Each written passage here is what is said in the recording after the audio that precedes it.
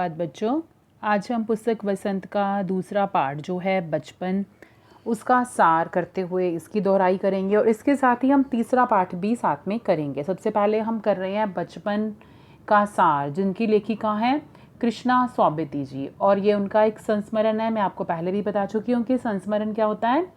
स्मृति के आधार पर किसी विषय पर अथवा किसी व्यक्ति पर लिखित आलेख को संस्मरण कहते हैं। तो अब हम करते हैं बचपन पाठ का सार। लेखिका बता रही हैं कि लेखिका ने इस पाठ में अपने बचपन के बारे में बताया है। लेखिका का जन्म पिछली शताब्दी में हुआ था।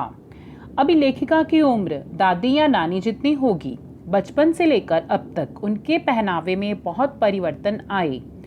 बचपन में वह रंग बिरंगे कपड़े पहनती थी, जैसे नीला, जामुनी, ग्रे, काला, चॉकलेटी।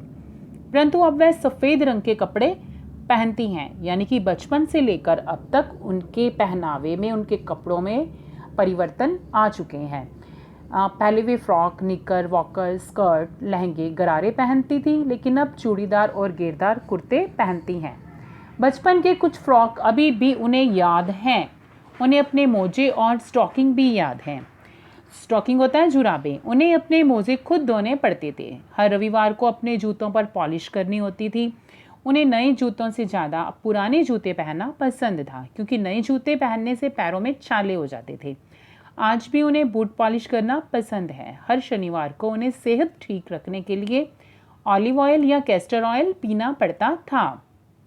उन दिनों रेडियो और टेलीविज़न नहीं था, केवल कुछ घरों में ग्रामोफोन थे। लेखिका के अनुसार पहले और अब के खाने में भी अंतर आया है। पहले की कुल्फ़ी आइसक्रीम हो गई है, कचौड़ी समोसा पैटीज़ में बदल गया है, शरबत कोक पेप्सी बन गया है। लेखिका के घर से मॉल नज़दीक था। उन्हें हफ्ते में एक बार ही चॉकलेट खरीदने की छूट थी, और सबसे ज़्यादा चॉकलेट उन्हीं के पास रहता था। उन्हें चने, जोर गरम और अनारदाने का चूरन बहुत पसंद था। लेखिका को पहले के चने जोर गरम और अब वाले में अंतर नहीं लगता। उसका स्वाद वैसा ही है। लेखिका ने अपने बचपन शिमला रिज पर बहुत मज़े किए हैं। घोड़ों की सवारी भी उन्होंने की है। सूर्यास्त के समय दूर दूर तक फैले पहाड़ मनोरम दृश्य प्रस्तुत करते।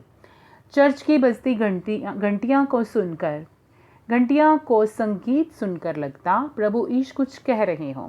स्कैंडल पॉइंट के सामने के शोरूम में शिमला कालका ट्रेन का मॉडल बना था।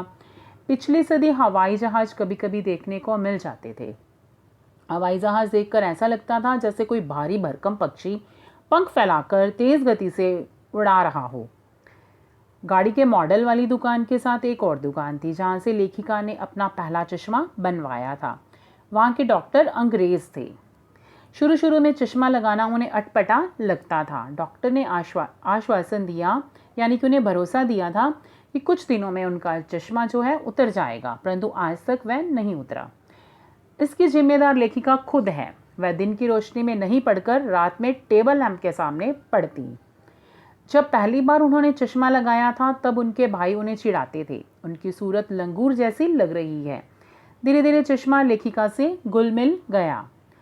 यह था पाठ बचपन का सार, जिसमें हमने लेखिका कृष्णा सौबती के बचपन की कुछ बातों के बारे में जाना।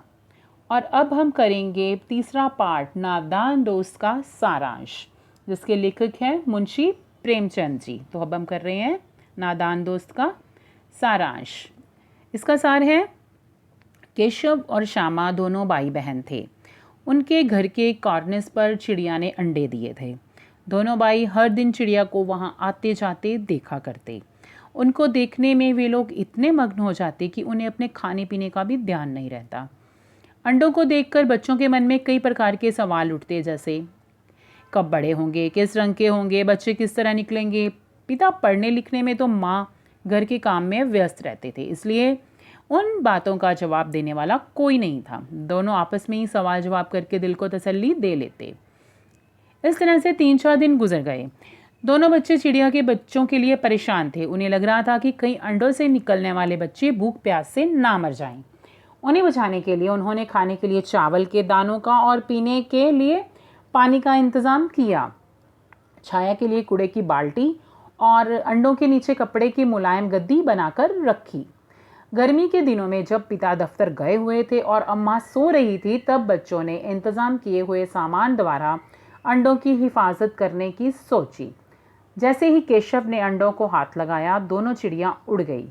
दोनों ने अंडों को अच्छे ढंग से रखा और दाना पानी भी रख दिया। वे दोनों सोने चले गए। सोकर जब वे उठे, उन्होंने देखा कि अंडे टूटकर नीचे गिरे हुए पड़े थे। अम्मा को जब यह बात पता चली कि केशव ने अंडों को छेड़ा था, तब उन्होंने बच्चों को बताया कि अंडों को छूने से चिड़िया के अंडे गंदे हो जाते हैं और फिर चिड़िया उन्हें नहीं सेती। यह जानकर केशव को कई दिनों तक अपनी गलती पर अफसोस हुआ। उसके बाद वे दोनों चिड़िया वहाँ कभी भी नहीं दिखाई दी। और यह था नादान दोस्त का पाठ का सार। धन्यवाद।